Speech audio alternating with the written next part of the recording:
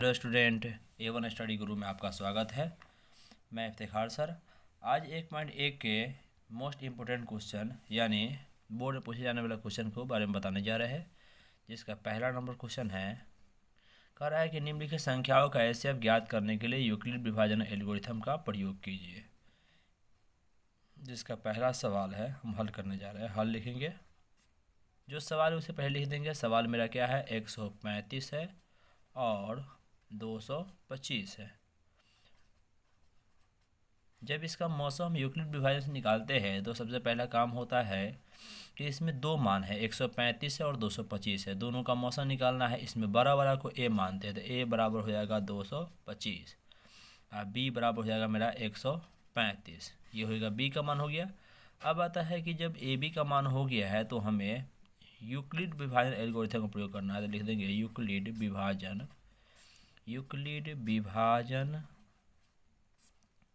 Algorithm से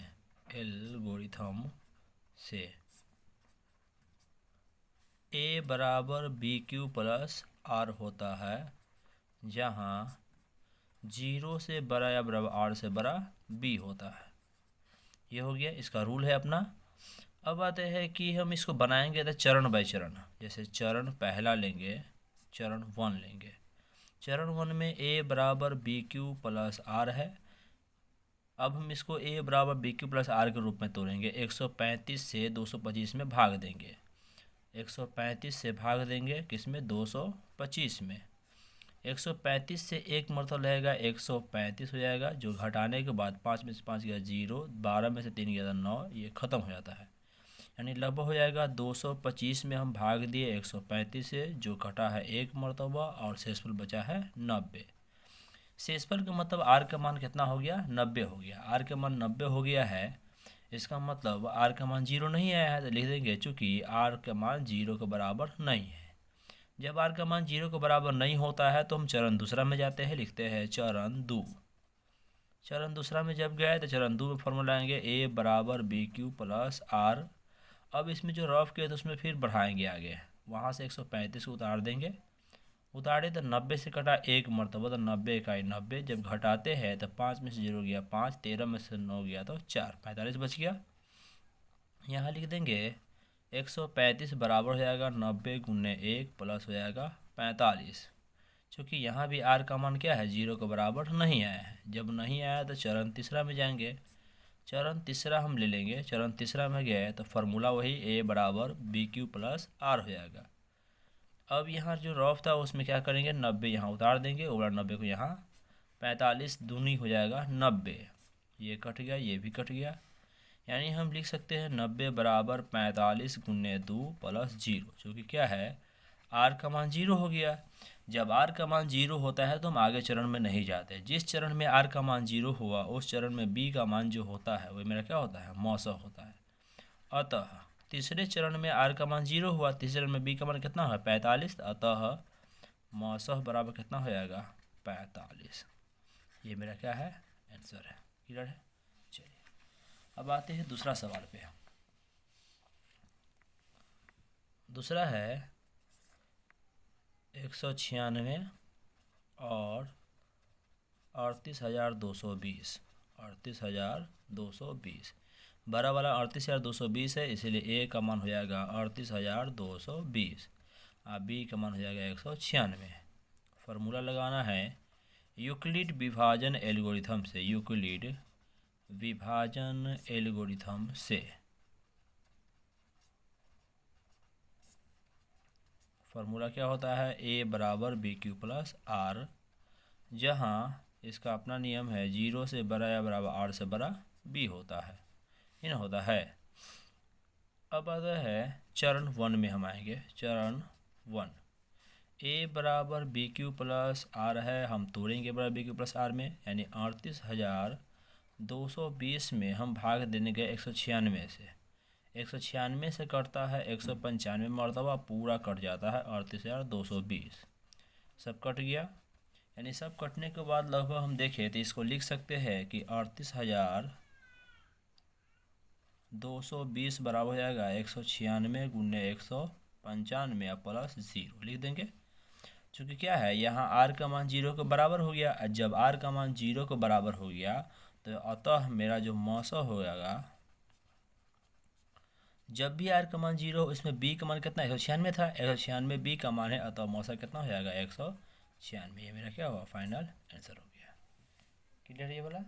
चलिए ये था आपका दूसरा नंबर सवाल। अब आते हैं तीसरे सवाल पे।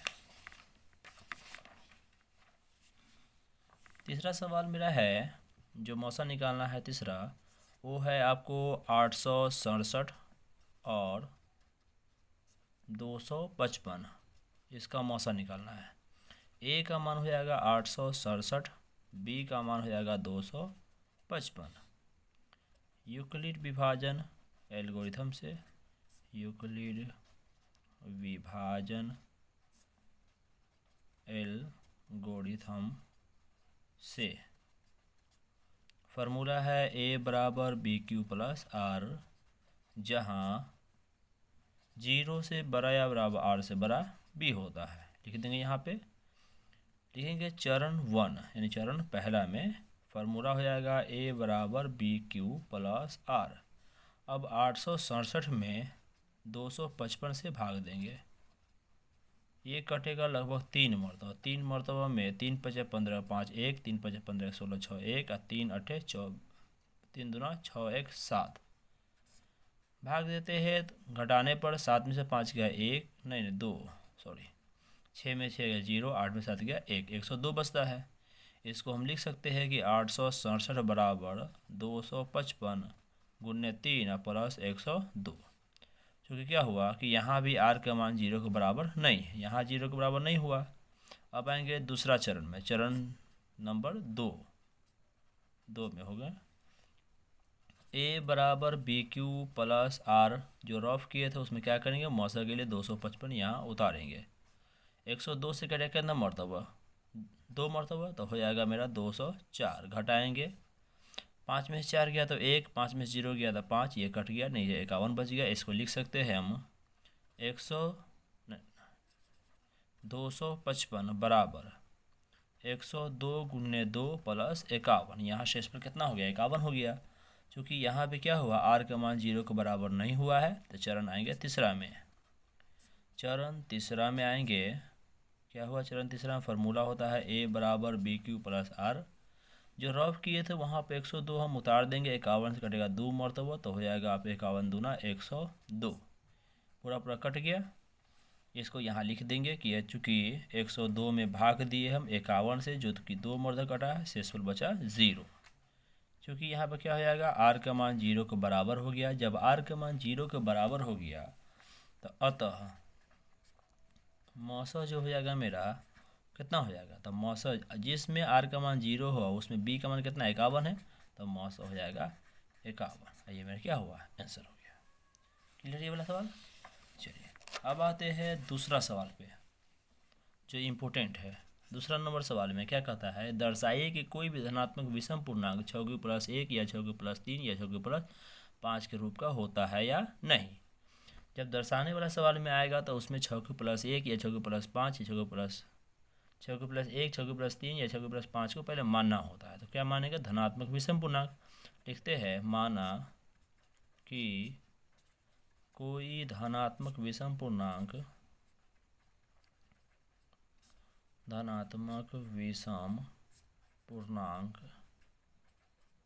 मेरा क्या है, a है, और तथा b का मान मेरा कितना हो जाएगा, b बराबर हो जाएगा 6, क्योंकि 6 प्लस 1 प्रूव करना है, तो b का मान हो जाएगा 6। फार्मूला जो हमें यूज करना है यूक्लिड विभाजन का, तो यूक्लिड विभाजन एल्गोरिथम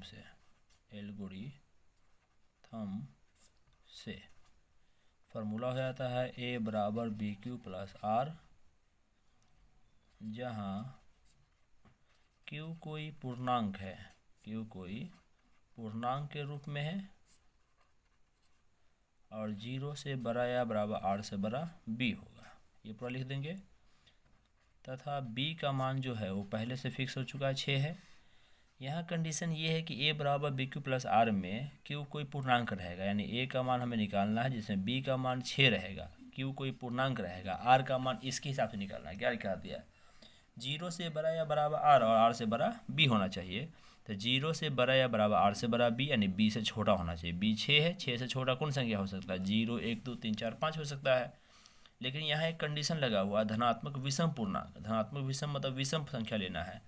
तो 6 से छोटा विषम कौन होता है? तो 6 से छोटा विषम कौन हो जाएगा आपको? 1, 3, 5। इसका मतलब आर का मान जो हो जाएगा 1, 3, 5 होगा। तो लिख देंगे आर का संभावित मान, आर का संभावित मान कौन हो सकता है? 1 हो सकता है, 3 हो सकता है, ना तो 5 हो सकता है। आर का मान 1, 3, 5 हो सकता है, तो बारी बारी से मान रखेंगे। लिखेंगे आर बराबर 1 रखने पर, आर बराबर 1 रखने पर फॉर्मूला है ए बराबर बी क्यू प्लस आर। तो ए बराबर बी का मान 6 फिक्स है, तो बी का मान 6 क्यू प्लस आर का मान 1, तो 6 क्यू प्लस 1 हो जाएगा। अब अगला आर बराबर 3 रखने पर, यानी 3 है अगला, 3 रखने पर फार्मूला होता है ए बराबर बी क्यू प्लस आर। ए बराबर बी की जगह 6 है, तो 6 क्यू, आर की जगह पर 3, तो 6 क्यू प्लस 3 हो गया। अगर आर के मान 5 रखते हैं, यानी आर बराबर 5 रखने पर क्या होता फार्मूला? ए बराबर बी क्यू प्लस आर है, ये है। तो ए बराबर बी की जगह 6, तो 6 क्यू, आर की जगह हो जाएगा 5, 6 क्यू प्लस 5। अब हमें फाइनल करना है कि अतः हम जो निकाले उसमें क्या हुआ है कि ए का मान 6 प्लस 1 आया है, ए का मान 6 प्लस 3 आया है, ए का मान 6 प्लस 5 आया है। किसका मान आया है? ए का मान। और हम ए किसको माने हुए थे? तो क्या माने हुए थे? तो कोई धनात्मक विषम पूर्णांक हम लोग ए माने हुए थे ना, माने थे कोई धनात्मक विषम पूर्णांक हम लोग ए माने हुए थे। तो धनात्मक विषम पूर्णांक का ही मान हुआ होगा 6 प्लस 1, तो इसको लिख देंगे अतः कोई भी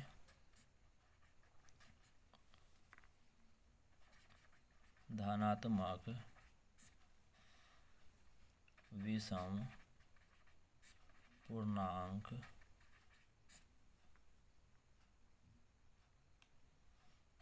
क्यू प्लस 1 या 6 प्लस 3 या 6 प्लस 5 के रूप का होता है, रूप का होता है, जहाँ क्यू कोई पूर्णांक है। भाषा लिख दिया और मेरा क्या हो गया? प्रूव्ड हो गया। क्लियर है? चलिए, ये हुआ आपका दूसरा सवाल जो इम्पोर्टेंट था। अब आते हैं हम तीसरा सवाल की ओर।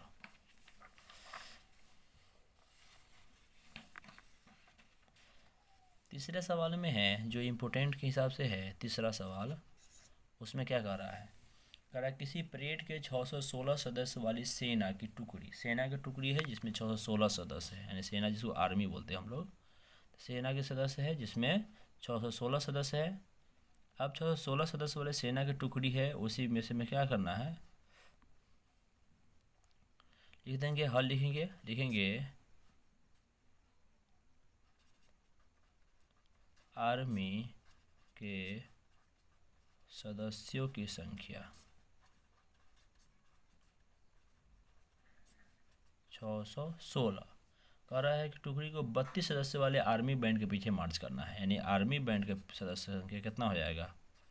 आर्मी बैंड के सदस्यों की संख्या आएगा 32। कह रहा है, तो कह रहा है दोनों समूहों को समान संख्या वाले स्तंभों मार्च करना है। उन स्तंभों का अधिकतम संख्या क्या है जिसमें वे मार्च कर सकता है? अधिकतम स्तंभों की संख्या निकालना है। इस सवाल में स्तंभों की अधिकतम संख्या निकालना हो तो क्या करेंगे? मौसा निकालना। लिखेंगे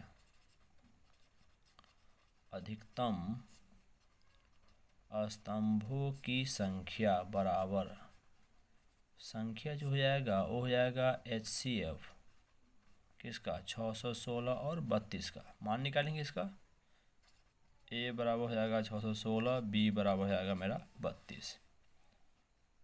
यूक्लिड विभाजन एल्गोरिथम से, यूक्लिड विभाजन एल्गोरिथम से फार्मूला क्या होता है? ए बराबर बी क्यू प्लस आर। जहाँ 0 से बड़ा या बराबर r से बड़ा b होता है।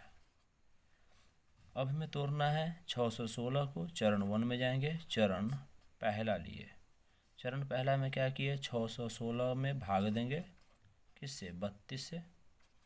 लगभग करता है 19 मरतबा। 19 मरतबा काटने पर आता है 608। घटाते 16 में से 8 गया था 8, यहाँ बच जाएगा 0, कट जाता है, ये भी कट जाता है, यानी 8 बचता है। लिख देंगे a बराबर BQ प्लस r है, यानी 616 में भाग दिए 32 से, कटा 19 मरतबा और शेषफल आ गया 8। क्योंकि क्या है, यहाँ r का मान 0 के बराबर नहीं है। आगे आएंगे चरण दूसरा में, a बराबर BQ प्लस r है। इसमें क्या करेंगे, यहाँ 32 उतारे हैं हम, लगभग 8 से कटाई कितना मरतबा, 4 मरतबा, तो हो जाएगा 32, ये कट जाएगा। यानी हम लिख सकते हैं 32 बराबर 8 से कटा 4 मरतबा प्लस 0, क्योंकि यहाँ r का मान क्या है, 0 के बराबर हुआ। जब r का मान 0 के बराबर हो गया तो लिख सकते हैं अतः मौसा जो हो जाएगा मेरा कितना हो जाएगा, 8। ये ना हुआ कि r का मान 0 तो b का मान 8 था, तब मौसा हो जाएगा 8। अतः स्तंभों की अधिकतम संख्या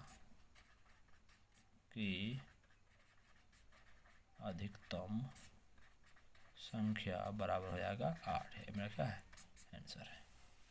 क्लियर है बड़ा। चलिए अब आते हम इम्पोर्टेंट में। एक्सरसाइज 1.2 के कुछ इम्पोर्टेंट है। एक्सरसाइज 1.2 सवाल इम्पोर्टेंट है, ज़्यादा इसमें पूरे सवाल नहीं बता रहे हैं, हम सिर्फ इम्पोर्टेंट सवाल बताने जा रहे हैं। 1 नंबर सवाल जैसे है, उसका निम्नलिखित संख्याओं का अभाज्य गुणनखंड के गुणनखंडों के गुणनफल के रूप में व्यक्त करें। जिसमें पहला सवाल है 140। 140 को तोड़ेंगे तो क्या होता है, 140 को तोड़ने गए तो मेरा आया कितना, 2 से आया 70, फिर 2 से आया 35, फिर 5 से आया 7, है ना, 7 से आया 1। इसका गुणनखंड क्या होता है, 2 गुने 2 गुने 5 गुने 7 हुआ। 2 2 को है तो 2 के पावर 2 गुने 5 गुने 7 हो जाएगा। ये मेरा क्या हुआ, अभाज्य गुणनखंड हो गया। दूसरा सवाल है मेरा 156 है। 156 को तोड़ेंगे तो कितना होगा, 2 से 7 और 78 मरतबा, 2 से 39 मरतबा, फिर 3 से 13 मरतबा, फिर 13 से 1 मरतबा। जो मेरा मान आएगा 2 गुने 2 गुने 3 गुने 13, जिसका संख्यात्मक मान गुना में 2 1 से ज़्यादा है। जैसे ये 2 2 बार आया तो पावर 2 चढ़ा देंगे, 3 एक ही बाढ़े रहने देंगे, 13 एक ही बाढ़े रहने देंगे। ये मेरा क्या हो जाएगा, आंसर हो जाएगा। चलिए अगला है तीसरा सवाल है 3825 है। 3825 है। 3825 को हम तोड़ने जाएंगे तो 2 से कटेगा पहले मरतबा, 2 एक आए 2, 2 नंबर 18, 2 नंबर 18 है। चलिए 0 5। अब लगभग 3 से कटेगा, 3 6 18, 1 10, 3 3 9, 3 5 15। अब लगभग 3 से नहीं कटेगा, 5 से कटेगा, 5 1 आई 5, 13, 5 दूना 10, 3 35, 5 7 35, 127 बच गया। 127 मेरा क्या हुआ कि बच गया है। 1 मिनट।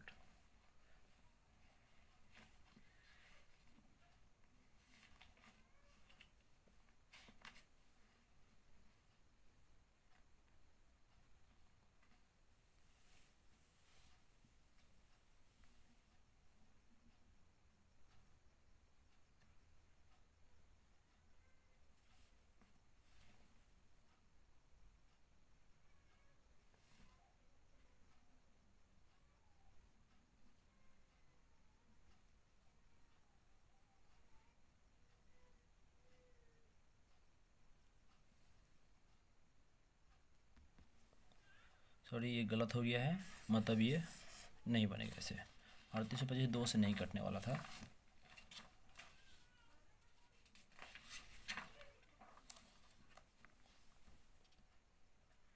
तीसरा सवाल जो है वो है 3825। 3825 मेरा 2 से नहीं कटने वाला था, हम 2 से काट दिए थे, गड़बड़ा गया था, सॉरी। 3 से कटेगा, 3 से कटेगा ये आपको 3 इकाई 3, 3 दूना 6, 22, 3 पचे 15, 1 3 सते 21 है, सॉरी 3 सते 21, 1 15, 3 पचे 15 हो जाएगा। फिर 3 से कटेगा, 3 चौका 12, 3 दूना 6, 1 15 और 3 पचे 15 हो जाएगा।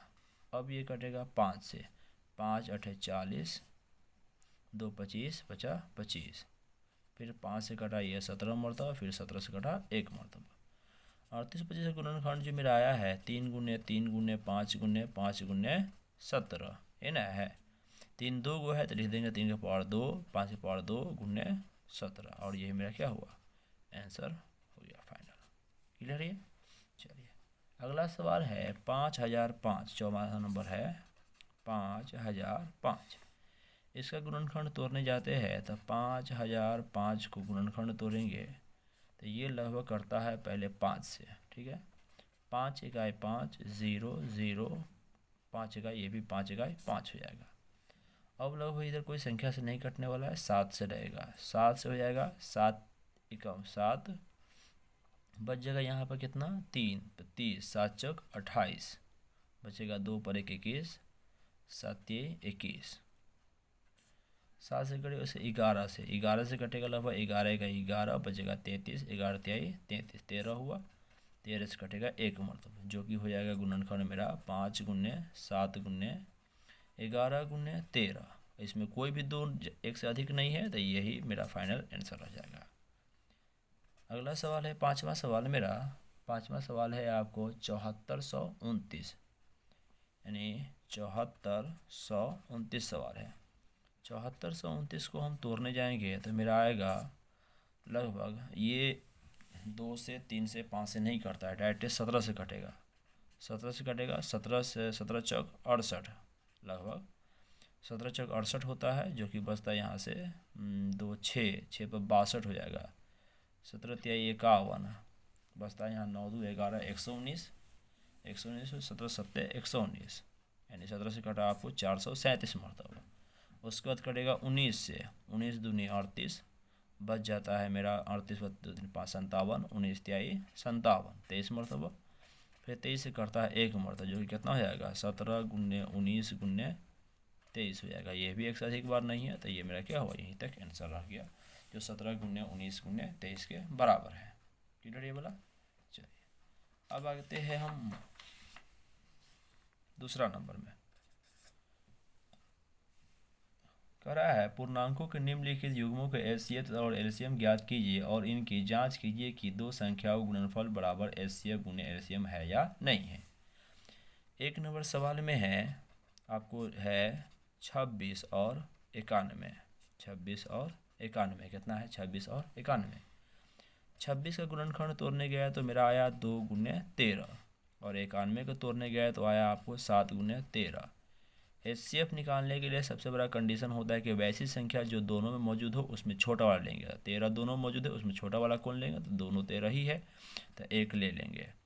एलसीएम के लिए ज़रूरत होता है कि जो दोनों में मौजूद मतलब वैसी संख्या जो आया हुआ है उसमें अधिक वाला, 2 एक ही बार है तो 1 रह जाएगा, 7 एक ही बार है 7 रह जाएगा, 13 दोनों में है उसमें अधिक वाला कौन है तो दोनों बराबर है तो बराबर आ जाएगा, सब गुना करने पर आता है 182। अब हम लोग क्या करेंगे, जांचेंगे। जांच क्या होता है, पहली संख्या गुने दूसरी संख्या बराबर एचसीएफ गुने एलसीएम, ये जांच करेंगे। पहली संख्या मेरा कितना था 26 था, दूसरी संख्या 91 था और एचसीएफ का मान मेरा कितना आया है 13 और एलसीएम का मान आया है 182। 26 इकाई 26 का 6 बचेगा 2, 26 गुने 9 करेंगे तो 9 छक 54 और 2 56 के 6 बचेगा 5, 9 दूना 18 5 23, 13 दूना 26 के 6 बचेगा 2, 13 8 104 2 106 10, 13 का 13 10 हो जाएगा 23, 23 से 66 दोनों में आया, दोनों बराबर हो गया तो हम कह देंगे ये क्या है प्रूव्ड है, यानी बराबर आ गया तो मेरा सही है। ये हो गया आपका 2 का पहला सवाल। 2 का दूसरा सवाल, अगला सवाल है कह रहा है 510 और 92 का निकालना है। 510 और 92 गुणनखंड तोड़ेंगे, 510 का गुणनखंड तोड़ने जाएंगे 510 का गुणनखंड तोड़ेंगे तो हो जाएगा 2 से आपको 2 दूना 4 बचेगा 1 11 2 पंचे 10 2 पंचे 10। ये कटेगा आपको 3 से 3 8 24 बचेगा मेरा 1 15 3 5 15 फिर 5 से 17 फिर 17 से 1 जो कि मेरा आया 2 गुने 3 गुने 5 गुने 17। ये आ गया मेरा। अब आता है 92। 92 को तोड़ेंगे तो लगभग 2 गुने 2 गुने 23 के बराबर आता है जो कि हो जाएगा 2 का पावर 2 गुने 23। HCF के लिए हमें ज़रूरत होता है कि वैसी संख्या जो दोनों मौजूद उसमें छोटा वाला 2 है, दोनों मौजूद है, छोटा वाला ये अकेला 2 है, ये पावर 2 है तो ये अकेला वाला हो जाएगा HCF 2। LCM के लिए ज़रूरत होता है कि वैसी संख्या जो आया हुआ है उसमें बड़ा वाला, तो 2 दोनों मौजूद है तो बड़ा वाला ये है तो 2 का पावर 2 ले लेंगे। 3 एक ही जगह है तो एक ही रहेगा, 5 एक ही जगह रहेगा, 17 भी एक ही जगह है और 23 भी क्या है एक ही जगह है। सबको गुना किए 2 दूना 4 23 12 पंचे 60 17 छक 102 हो गया। 102 हुआ, 0 हो जाएगा, गुना करने पर हुआ आएगा 102 है। 23 दूना 46 के 6 सॉरी 0 23 दूना 46 6 बचेगा 4, ये 4 हो जाएगा और 102 था 23 दूना 46 6 इतना 23 23 46 0 आ जाएगा। ये मेरा LCM होगा लगभग। ऐसे मेरा जो हो गया 23 46 0 के बराबर हो गया। अब इसका जांच करना है, जांचेंगे वही होते जांच, पहली संख्या गुने दूसरी संख्या बराबर HCF गुने LCM। यानी हम लिख देंगे पहली संख्या गुने दूसरी संख्या बराबर HCF गुने LCM। ये ना लिखते हैं। पहली संख्या मेरा कितना है 510 है गुने 92 है। HCF का मान 2 गुने 23,460 है। गुना किए तो लगभग ये आया है मेरा 0 46 92 0, ये भी आएगा 46 92 0 जो बराबर आ गया तो मेरा क्या होगा प्रूव्ड हो गया। यानी अगर दोनों का मान बराबर आता है तो प्रूव्ड है, बराबर नहीं आता है तो प्रूव्ड नहीं है। चलिए अगला सवाल है तीसरा पे।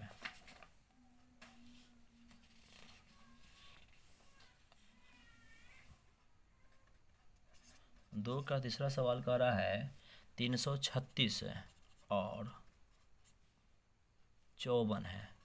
इसका आपको लॉस ऑफ मॉस गुणनखंड विधि निकालना है। जब निकालने जाएंगे 336 को तोड़े अभाज्य गुणनखंड में, 336 को तोड़ने गए तो 2 से कटा आपको 2 1 2 13 2 6 12 2 8 16, फिर 2 से कटेगा 84 मरतबा, 2 से कटेगा 42 मरतबा, फिर 2 से कटा आपको 21 मरतबा, 3 से कटा आपको 7 मरतबा। 336 को हम लिख दिए 2 गुने 2 गुने 2 गुने 2, 4 को 2 है, 3 गुने 7 हुआ है जो 2 का पावर 4 गुने 3 गुने 7 लिखा गया इतना। 54 को तोड़ेंगे तो मेरा लगभग आएगा जो कि हमें याद 2 गुने 3 गुने 3 गुने 3 आता है जो कि 2 गुने 3 का पावर 3 आता है। HCF निकालने के लिए कैसे निकालते हैं HCF बराबर क्या हो जाएगा, HCF मेरा हो जाएगा आपको जो दोनों मौजूद उसमें छोटा वाला, दोनों 2 का पावर 4 है, ये 2 है, दोनों में है लेकिन ये छोटा वाला है तो 2 हो गया गुने 3, दोनों मौजूद उसमें छोटा वाला ये है तो 3 2 हो जाएगा 6। LCM निकालने के LCM के लिए क्या देखते हैं कि जो भी है उसमें बड़ा वाला 2 दोनों मौजूद है, बड़ा वाला 2 का पावर 4 है, 3 दोनों मौजूद है, बड़ा वाला ये है 3 का पावर 3 है और 7 अकेला है तो अकेला रह जाएगा, गुना कर देंगे। 2 का पावर 4 है, 3 का पावर 3 है और 7 का गुना करेंगे लगभग कितना आएगा, लगभग गुना कीजिएगा तो आपको आएगा 2 का पावर 4 है तो ये 16 के बराबर, 3 3 9 27 के बराबर है और ये 7 है। 16 और 27 से गुना करने के बाद 7 से गुना है, 16 गुने 27, 16 7 112 के 2 11 बजेगा, 16 2 32, 11 हो जाता है 43 432, फिर 7 से गुना कर 7 दूना 14 के 4 1 7 3 21 1 22 के 2 बचेगा, 8 7 चौक 28 2 30, लगभग 30 24 हो जाएगा। यानी LCM हो जाएगा आपको 30 24 हो गया। जांच करेंगे, जांच करने के जांच का वही तरीका है, पहली संख्या गुने दूसरी संख्या, पहली संख्या गुने दूसरी संख्या बराबर HCF गुने LCM। एचसीएफ गुने एलसीएम में पहली संख्या मेरा कौन होता है, पहली संख्या मेरा 336 था, गुने दूसरी संख्या मेरा 54 था, बराबर एचसीएफ का मान 6 है, गुने एलसीएम का मान 324 है। गुना करने पर आपको लगभग आता है 4 6 24, 4 हाथ में 2, 14 12 2 14 4 हासिल 1, 6 0 0 1 1 6 3 18, लगभग 18,144 आता है। इसका भी वही आएगा, 6 24 4 हासिल 2, 14 12 2 14 4 हासिल 1 1 1 6 3 18, दोनों बराबर आ गया, दोनों बराबर आ गया तो हम लिख देंगे प्रूव्ड हो गया। क्लियर है। चलिए ये हुआ आपको लॉसर निकालने का। उसके बाद अगर तीसरा नंबर इम्पोर्टेंट नहीं है, चौथा नंबर फिर इम्पोर्टेंट है। चौथा नंबर सवाल में देखेंगे क्या लिखा हुआ है, इस तरह के सवाल पूछे जाते हैं। जैसे लिखा हुआ है, हमें दिया हुआ पहले से कि HCF 306, 657 का दिया हुआ मान 9 के बराबर। कह रहा है LCM 306 657 का कितना होगा निकालने के लिए, यानी पहली संख्या इसमें कौन हो जाएगा, तो पहली संख्या मेरा हो जाएगा 306 हो जाएगा, और दूसरी संख्या कौन हो जाएगा, दूसरी संख्या मेरा हो जाएगा 657 हो जाएगा। पहली संख्या 306 है, दूसरी संख्या 657 है, और एचसीएफ दिया, एलसीएम निकालना है। लिख देंगे एलसीएम बराबर होता है पहली संख्या गुने दूसरी संख्या, अब बट्टा हो जाएगा आपको कौन दिया हुआ एचसीएफ, तो एचसीएफ हो जाएगा। पहली संख्या मेरा 306 है, गुने दूसरी संख्या 657 है, बट्टा हो जाएगा एलसीएम मेरा 9 है। 9 से करता है ये 9 दूना 18, 9 3 27, बचते यहाँ पर 3 36, 9 चौक 36, जो कि हो जाता है 34 गुने 657। गुना करने पर मान लगभग आता है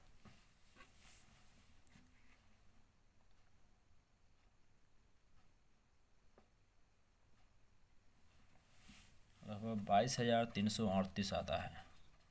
ये क्या हुआ, इसका एलसीएम का मान हो गया। क्लियर ये वाला। चलिए ये था आपको 4 नंबर सवाल।